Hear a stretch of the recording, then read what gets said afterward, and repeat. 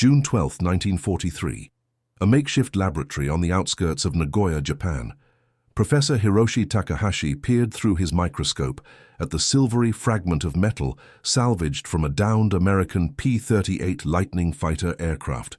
Rain pattered against the windows, a typhoon brewing in the distance. The respected metallurgist was certain this examination would confirm what Japanese engineers had long suspected, that American aluminum was inferior to their own. "This will prove once and for all that our manufacturing processes are superior," he whispered to his assistant, unaware that within 3 months this very sample would completely transform Japan's approach to aircraft production. Before we dive into this story, drop a quick hi in the comments and tell me where you're watching from. It really helps support the channel. This is the story of how a small team of Japanese scientists discovered a devastating truth about their nation's aircraft production capabilities, a revelation that would challenge everything they believed about their technological prowess and eventually lead to one of the most significant industrial transformations in modern warfare. The year 1943 marked a crucial turning point in the aerial conflict across the Pacific. Despite early successes, Japan's air forces were increasingly finding themselves outmatched, not just in numbers but in reliability and performance. Japanese aircraft were disappearing from the skies at an alarming rate, and not all losses could be attributed to enemy action. Something else was happening, something the High Command was reluctant to acknowledge. Lieutenant Commander Shigeru Nakamura of the Imperial Japanese Navy stood on the flight deck of the aircraft carrier Zuikaku, watching as another damaged A-6M-0 fighter made an emergency landing, its fuselage showing signs of structural failure after a routine patrol. No combat involved. It was the third such incident that week. The Zero, once feared throughout the Pacific for its maneuverability and range, was developing a disturbing tendency to simply fall apart during flight. "Another stress fracture along the wing mount," reported the deck chief after inspecting the damaged aircraft. "Just like the others." Nakamura made notes in his logbook. As the technical liaison officer responsible for reporting equipment failures back to the homeland, he had been tracking a disturbing pattern. "This one never encountered enemy aircraft," he wrote. "Pilot reports the wing began to vibrate during normal cruising flight. Airframe hours 312 hours. The number was significant and troubling." American intelligence reports captured during operations in the Solomon Islands suggested that comparable American aircraft regularly achieved between 700 and 1,000 operational hours before requiring major structural overhauls. "At this rate, we're losing more aircraft to structural failure than to enemy action," Nakamura told his superior, Captain Tetsuo Okada. "Something is fundamentally wrong with our aircraft." Captain Okada frowned. "The homeland factories are already producing at maximum capacity. We cannot afford to question our manufacturing processes now." "With respect, Captain, we cannot afford not to. Our pilots are flying aircraft that are disintegrating beneath them." After several minutes of tense discussion, Captain Okada reluctantly authorized Nakamura to compile a formal report to be sent to the Naval Aeronautical Department in Tokyo. "Be careful how you phrase your concerns," he cautioned. "Questions about our manufacturing capabilities could be seen as unpatriotic." Back in Japan, Professor Takahashi's laboratory at the Imperial University had been commissioned by the Military Aviation Research Laboratory to conduct comparative studies of aircraft materials. A brilliant metallurgist with decades of experience in aluminum alloy development, Takahashi had been instrumental in establishing Japan's aircraft industry in the 1930s. His research team had been examining recovered pieces of American aircraft for months, cataloging differences in composition and manufacturing techniques. "The Americans seem to be using a different alloying process," noted his assistant Kenji Yamamoto, a young engineer who had studied briefly at MIT before being recalled to Japan when diplomatic relations deteriorated. "Their aluminum has a distinctly different microstructure." "Different doesn't mean better," Takahashi responded dismissively. "Japanese metallurgy is the finest in Asia. Our techniques have been refined over centuries." "Yes, Professor, but traditional metallurgy focused on steel for swords and armor. Our experience with aluminum is relatively recent." Takahashi waved away the comment. "Science is science. The principles transfer. The relationship between Takahashi and Yamamoto reflected the broader tension within Japanese technical circles during the war, the conflict between traditional authority and modern scientific methods. Takahashi represented the old guard, brilliant but bound by hierarchical thinking and national pride. Yamamoto embodied the newer generation, trained abroad, and more open to international scientific exchange. Their debate was interrupted by the arrival of a military courier. "Priority dispatch from Naval Headquarters," the young officer announced, handing over a sealed document. "Admiral Toyoda requests immediate attention to this matter." The document contained Lieutenant Commander Nakamura's report from the Zui Kaku, along with similar reports from other vessels and air groups across the Pacific. Accompanying these was an unusual authorization, permission to examine components from a recently captured intact American P-38 Lightning fighter that had made an emergency landing on a Japanese-held island. "This is unprecedented," Takahashi murmured. "They're actually acknowledging a problem." "The situation must be dire," Yamamoto replied. "The military rarely admits to technical difficulties." Within days, crates arrived containing disassembled portions of the American aircraft, including wing spars, fuselage sections, and, most critically, the structural mounting points that were causing so much trouble in Japanese designs. These components would provide direct comparison with Japanese equivalents, potentially revealing the source of the failures. The Japanese aircraft industry had expanded rapidly before and during the war, building on limited pre-war experience. While Japanese designers had created some magnificent aircraft, including the famous Zero fighter, the industrial base supporting aircraft production remained relatively underdeveloped compared to American manufacturing capabilities. Major Ichiro Tanaka of the Army Aeronautical Department provided context as he visited the laboratory. "Our aircraft factories were converted from other industries, shipbuilding, automobile manufacturing, even textile production. We had to train thousands of workers quickly, many of them women with no prior industrial experience. That shouldn't matter if the processes are properly established," Takahashi insisted. "In theory, yes," Tanaka acknowledged, "but there's increasing evidence that something in our manufacturing chain is failing. We need answers, Professor. Our pilots deserve aircraft that won't disintegrate around them." The investigation proceeded methodically. Takahashi and Yamamoto began by performing standard tests on samples from both American and Japanese aircraft, tensile strength assessments, stress tests, fatigue analysis, and microscopic examination of the grain structure within the metal. Initial results were confusing. On paper, the Japanese aluminum alloys appeared comparable to American equivalents. The chemical composition showed appropriate levels of copper, magnesium, and other elements that gave aircraft aluminum its particular properties. Yet when subjected to repeated stress cycles simulating flight conditions, the difference became apparent. Japanese samples failed significantly earlier. "The composition is correct," Yamamoto observed, "but something about the microstructure is fundamentally different." For the next several weeks, the team worked through every aspect of aluminum production and fabrication. They examined heat treatment processes, studied rolling and forming techniques, and analyzed the riveting and assembly methods used in aircraft construction. Meanwhile, across the Pacific, American aircraft production was reaching astonishing levels. The massive industrial mobilization that President Roosevelt had called for was in full swing. Factories that had once produced automobiles, refrigerators, and other consumer goods were now turning out aircraft components in staggering numbers. Colonel James Harrison, technical observer with the United States Army Air Forces, stationed at the Boeing plant in Seattle, watched as workers, many of them women who had never worked in manufacturing before the war, assembled B-17 Flying Fortress bombers with remarkable precision. "Our secret weapon isn't just the aircraft themselves," he told visiting British liaison officer, Group Captain William Montgomery. "It's our production methodology. Henry Ford showed us how to build automobiles efficiently. Now we're applying those lessons to aircraft." Montgomery nodded appreciatively as they watched a steady stream of bombers roll out of the factory. "Mass production on a scale we can scarcely imagine in Britain. How do you maintain quality with such output?" "Standardization and quality control Harrison replied. "Every process is documented, every component inspected.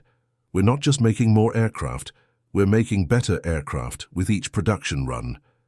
This systematic approach to manufacturing represented a fundamental difference in industrial philosophy between the United States and Japan.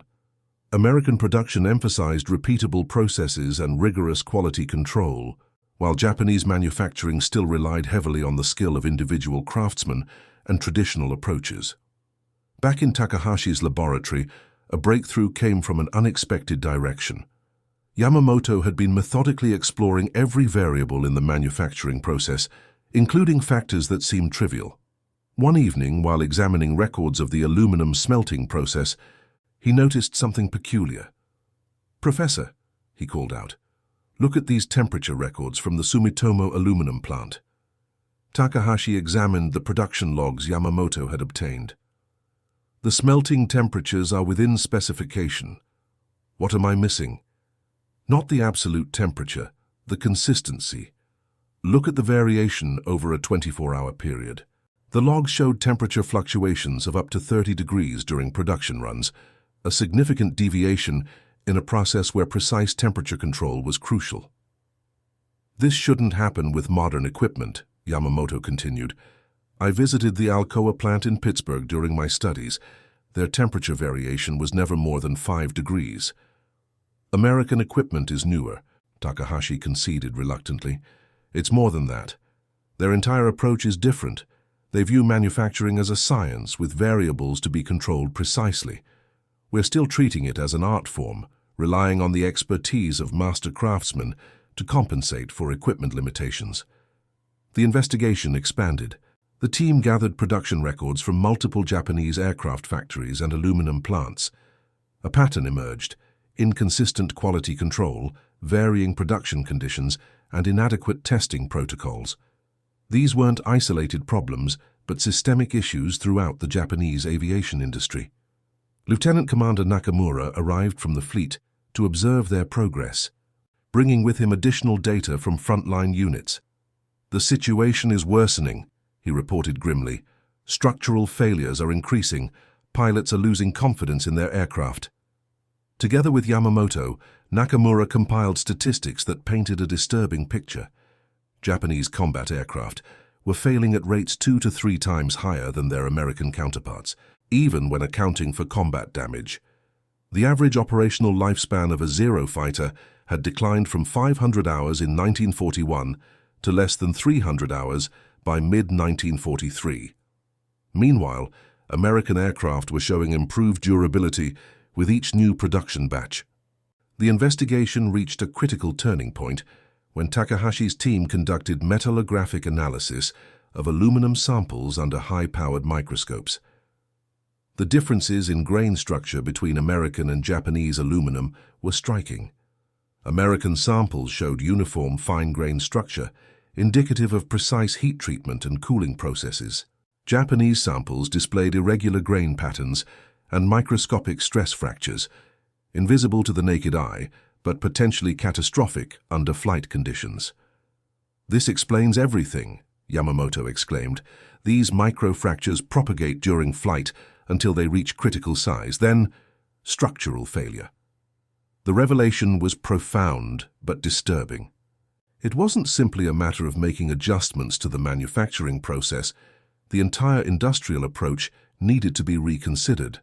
Takahashi, who had begun the investigation confident in Japanese technical superiority, found himself facing an uncomfortable truth. "Our traditional approach to manufacturing is failing us," he admitted finally. "We need to fundamentally change how we produce aircraft aluminum." The team compiled their findings into a comprehensive report for military and industrial leadership. The document was unprecedented in its candor, outlining systemic failures throughout the aircraft production chain and recommending wholesale changes to manufacturing processes.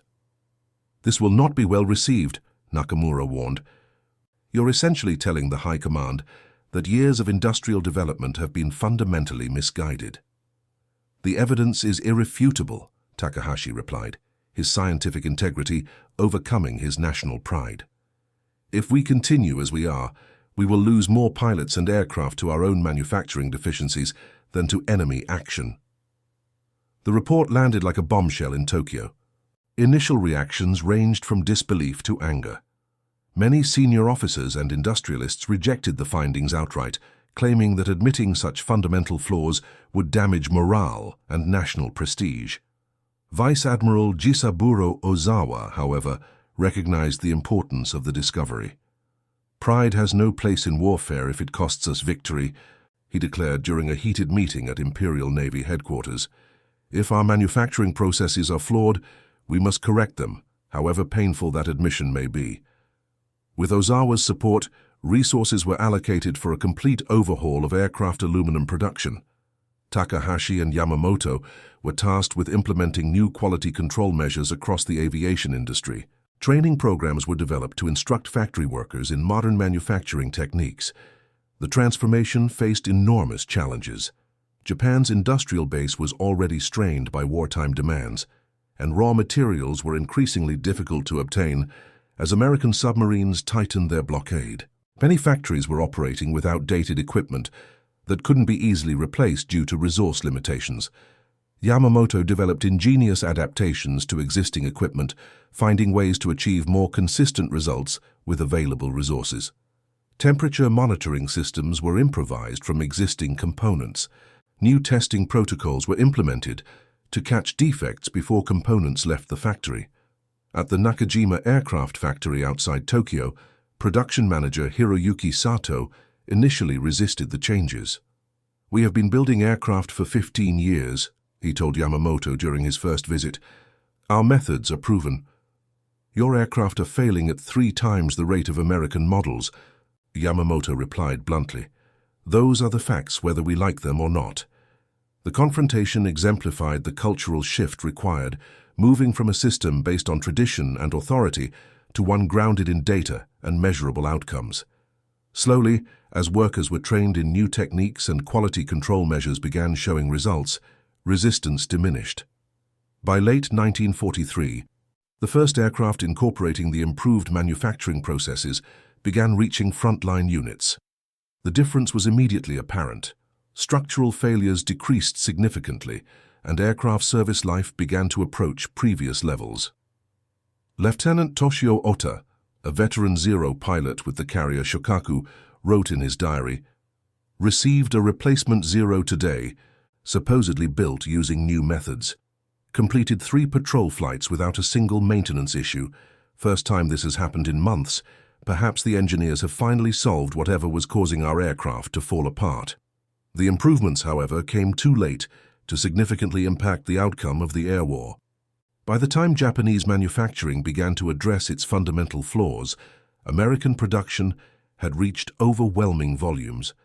For every improved Japanese aircraft that reached the front lines, dozens of American planes were entering service. Colonel Harrison, now stationed at Wright Field to evaluate captured Japanese equipment, examined components from a recently downed Zero, incorporating the improved manufacturing techniques. "They're learning," he told his team. "The quality of this aluminum is significantly better than earlier examples. Fortunately for us, they're about 2 years too late, and we're outproducing them by a factor of 10 to 1. The story of Japan's aircraft aluminum crisis illustrated a fundamental truth about modern industrial warfare, that battles could be won or lost in factories as surely as on battlefields. The American approach to manufacturing, with its emphasis on standardization, quality control, and continuous improvement, proved to be as important as any weapon system or tactical innovation. For Professor Takahashi, the experience prompted profound personal and professional reflection. The scientist who had begun the investigation, certain of Japanese technical superiority, ended it with a new appreciation for international scientific exchange and objective evaluation. In his private journal found years after the war, he wrote, "Science recognizes no national boundaries. The laws of metallurgy are the same whether discovered in Tokyo or Detroit. Our failure was not in our capabilities, but in our unwillingness to learn from others. Pride cost us dearly." The aluminum investigation had broader implications for Japanese industry that extended beyond the war years. Engineers like Yamamoto, who survived the conflict, would later apply these hard-learned lessons during Japan's post-war industrial reconstruction, helping to establish the quality-focused manufacturing approaches that would eventually make Made in Japan a global mark of excellence. In the immediate context of the war, however, the metallurgical discoveries represented a painful example of how industrial capacity and manufacturing philosophy ultimately proved more decisive than individual courage or tactical brilliance. By early 1944, American aircraft production had reached levels that Japanese industry could not hope to match, regardless of quality improvements. Boeing's B-17 production line was completing one bomber every 90 minutes. North American aviation was producing P-51 Mustangs at a rate of 5 per day from a single factory. Major General Curtis LeMay, analyzing Japanese industrial capacity, observed, "Their manufacturing base is fundamentally limited, not just in raw materials, but in approach. They build individual aircraft. We build production systems that happen to produce aircraft." The disparity was starkly illustrated during the Battle of the Philippine Sea in June 1944. Japanese naval aviation, operating aircraft incorporating the improved manufacturing standards, still suffered devastating losses against American carrier forces. The improved durability of their aircraft could not compensate for overwhelming American numerical superiority and advancing technical capabilities. Vice Admiral Ozawa, reviewing the battle's outcome, acknowledged this reality in his report to Imperial headquarters. "Material improvements to our aircraft have been achieved, but the production gap continues to widen. We are now facing an enemy that can replace losses faster than we can inflict them." For frontline pilots, the manufacturing improvements provided small comfort against deteriorating strategic circumstances. Lieutenant Saburo Sakai, one of Japan's leading fighter aces, remarked to his squadron mates after returning from a patrol, "Our aircraft no longer fall apart in flight. Now they merely face 5 American fighters for every one of ours." The aluminum crisis represented a microcosm of larger industrial and scientific challenges facing wartime Japan. Similar issues affected other critical technologies, from radar development to optical equipment manufacturing. In each case, isolation from international scientific exchange and overconfidence in traditional approaches hampered Japanese technical development. By contrast, the American war effort benefited enormously from scientific openness and industrial cooperation. The Manhattan Project that developed the atomic bomb represented the ultimate example of this approach, bringing together scientists from multiple nations in a massive collaborative effort that Japanese industrial organization could not have supported. As the war progressed into its final phases, American industrial dominance became increasingly apparent. Boeing, Douglas, and Lockheed plants were producing heavy bombers in quantities that seemed impossible by Japanese standards. A single American factory could produce more aircraft in a month than all of Japan's aircraft industry combined. In the skies over Japan, the consequences of this industrial disparity became devastatingly clear. American B-29 bombers, each representing the output of approximately 30,000 man-hours of production, began systematic operations against Japanese industrial targets in November 1944. Professor Takahashi witnessed this industrial disparity firsthand when his laboratory was relocated following damage from air raids. "The Americans can afford to send hundreds of aircraft to destroy our factories," he noted bitterly. "We struggle to produce dozens to defend them." In the final analysis, the aluminum crisis exemplified how industrial warfare fundamentally changed the nature of conflict. Victory no longer depended primarily on the skill of individual warriors or even the brilliance of military commanders, but on the organized application of scientific knowledge and industrial capacity. The lessons learned during the aluminum investigation continued to resonate within Japanese industry long after the war ended. Engineers like Yamamoto, who had witnessed firsthand the consequences of quality control failures, became leading advocates for statistical process control and rigorous manufacturing standards during Japan's post-war reconstruction. Ironically, these lessons, painfully learned through wartime failure, would later help transform Japan into one of the world's leading manufacturing nations.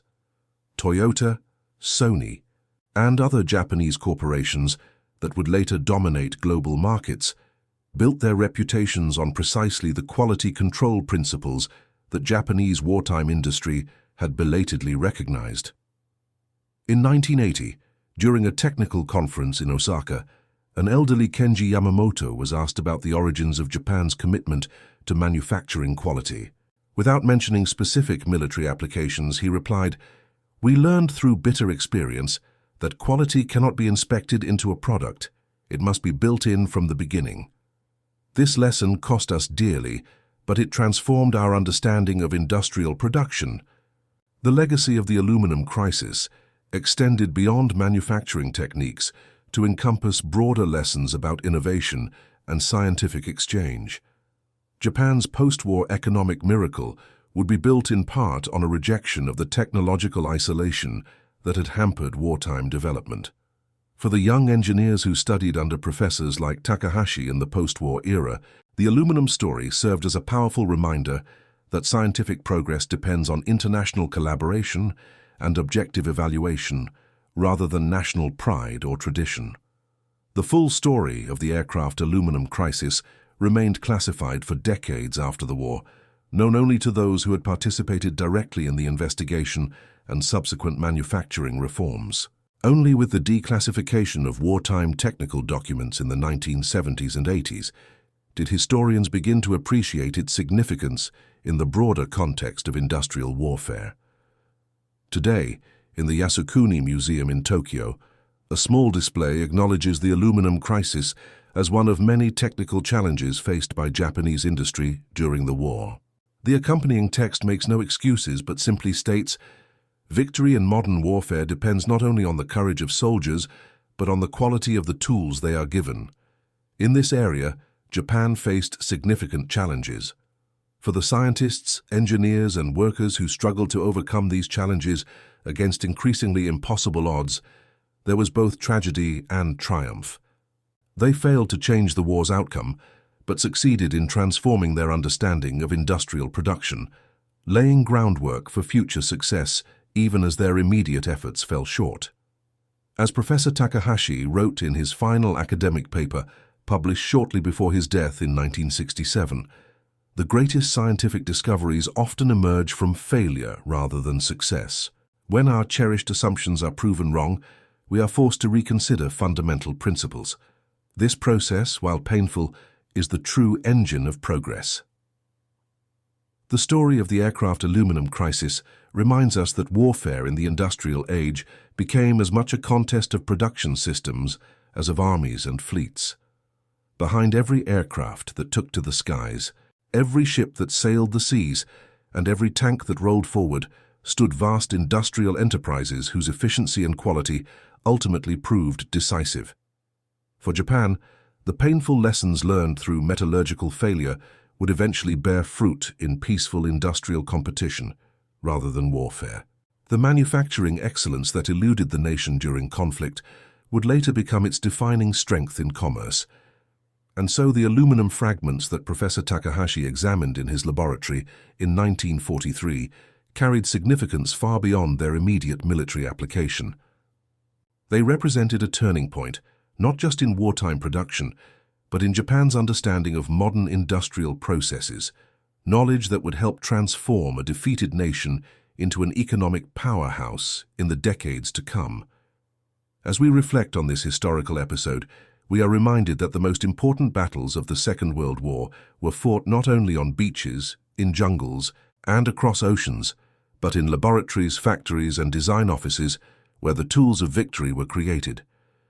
The crisis of aircraft aluminum represents one small but significant chapter in this broader story of industrial warfare, a story that continues to shape our understanding of modern conflict and production. And that concludes our story. If you made it this far, please share your thoughts in the comments. What part of this historical account surprised you most? Don't forget to subscribe for more untold stories from World War II and check out the video on screen for another incredible tale from history. Until next time.